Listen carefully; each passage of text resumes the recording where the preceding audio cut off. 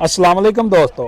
लो जी दोस्तों, साडे नाल भाई रियाज जट मौजूद आ ते गन्ने दा सीजन चल रहा वा ते भाई रियाज नाल अज हुक दे बारे गलबात करदे आ कि जिहड़ा 85 ट्रैक्टर आ उहनूं हुक किस तरह दी होनी चाहिदी आ, जिहड़ी कि जिहड़ा वा ड्राइवर ओहदा भी फायदा करे, ओहदा भी ना नुकसान होवे ते जिहड़ी गड्डी आ ओह भी सौखी रवे।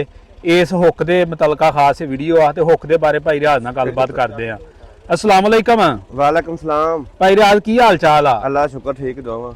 ते ਇਹ ਜਿਹੜੀ ਹੁੱਕ ਆ ਇਹਦੇ ਬਾਰੇ ਕੋ ਥੋੜੀ ਜਿਹੀ ਮਾਲੂਮਾਤ ਦਿਓ। ਹਾਂ, ਇਹਦੀ ਜਨਾਬ ਹੁੱਕ ਜਿਹੜੀ ਨਾ ਜੇ ਥੱਲੇ ਗਾਰਡਰ ਵੈਲਡਿੰਗ ਹੋਇਆ ਉਹਨੂੰ ਥੱਲੇ ਜਾ ਕੇ ਕੀਤੀ ਏ। ਹਾਂਜੀ, ਇਹ ਸਿਰਫ ਗੰਨੇ ਦੇ ਕੰਮ ਦੇਣੀ, ਬਾਕੀ ਸਿਸਟਮ ਵਾਸਤੇ ਐਡੀ ਨੀਵੀਂ ਟਰਾਲੀ ਵਾਲਾ ਸਿਸਟਮ ਨਹੀਂ।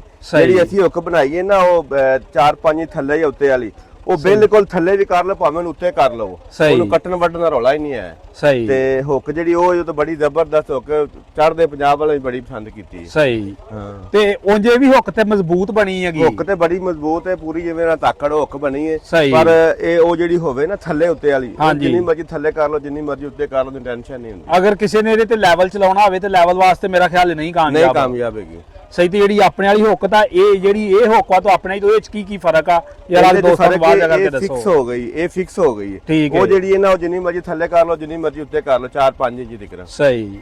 ਤੇ ਉਹ ਜਿਹੜੀ ਹੁੱਕ ਉਹਦਾ ਵਜ਼ਨ ਕਿੰਨਾ ਕਾ ਆਪਣੇ ਕੋਲ ਜਿਹੜੀ ਐਡਜਸਟੇਬਲ ਉਹਦਾ ਵਜ਼ਨ ਹੈਗਾ 76-77 ਕਿਲੋ। ਸਹੀ। ਤੇ ਉਹ ਆਪਣਾ ਕੋਲ ਰਾਬਤਾ ਨੰਬਰ ਦੇ ਦਿਓ ਅਗਰ ਕਿਸੇ ਨੇ ਸਪੈਸ਼ਲ ਹੁੱਕ ਲੈਣੀ ਹੋਵੇ ਤੇ 786 2192 0345 40 45 777। ਤੇ ਕੀਮਤ ਕੀ ਆ ਉਸ ਹੁੱਕ ਦੀ ਜਿਹੜੀ ਉਸ ਕੀਮਤ ਦੀ ਹੁੱਕ ਹੈਗੀ 46000। ਸਹੀ। ਲਓ ਜੀ ਦੋਸਤੋ, ਇਹ ਹੁੱਕ ਦੇ ਬਾਰੇ ਆਪਾਂ ਮਾਲੂਮਾਤ ਦਿੱਤੀ ਆ, ਬਿਲਕੁਲ ਕਰੀਬ ਤੋਂ ਜਾ ਕੇ ਮੈਂ ਦਿਖਾ ਦਿੰਦਾ ਵਾ। ਦੇਖ ਸਕਦੇ ਤੁਸੀਂ ਬਿਲਕੁਲ ਠੋਸ ਹੁੱਕ ਵਾ।